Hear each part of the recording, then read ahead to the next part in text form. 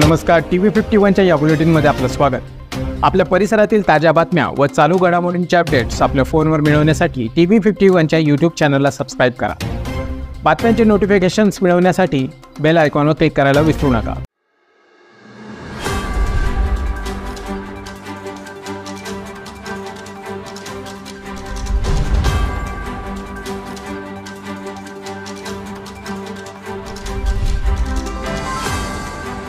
अध्यक्ष महोदय, मुख्यमंत्री माझी लाडकी बहीण या योजनेच्या संदर्भात निवेदन करू इच्छितो।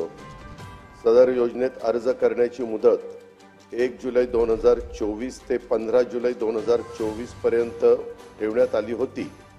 या मर्यादेत सुधारणा करण्यात येत असून आता सदर मुदत 2 महिने ठेवण्यात येत असून ही दिनांक 31 ऑगस्ट 2024 पर्यंत लाभार्थी महिलांना अर्ज करता येईल। तसेच दिनांक 31 ऑगस्ट 2024 पर्यंत अर्ज करण्यात आलेल्या लाभार्थी महिलांना दिनांक 1 जुलै 2024 पासून दरमहा 1500 रुपये आर्थिक लाभ देण्यात येणार आहे। या योजनेच्या पात्रतेमध्ये अधिवास प्रमाणपत्र आवश्यक असल्याचे नमूद करण्यात आले होते।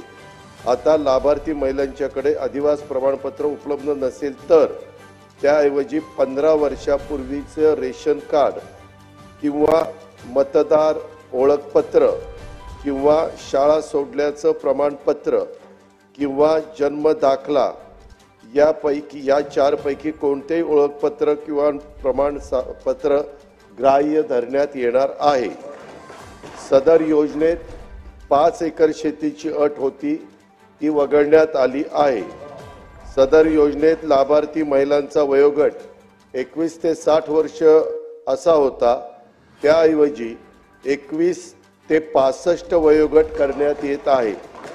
परराज्यामध्ये जन्म झालेल्या महिलांनी, बॉर्डरवर हा प्रश्न आहे आपल्या महाराष्ट्राच्या, महिलांनी महाराष्ट्रातील अधिवास असणाऱ्या पुरुषांबरोबर विवाह केला असेल तर अशा बाबतीत त्यांच्या पतीचं जन्म दाखला किंवा शाळा सोडल्याचे प्रमाणपत्र हा अधिवास प्रमाणपत्र ग्राह्य धरण्यात येईल।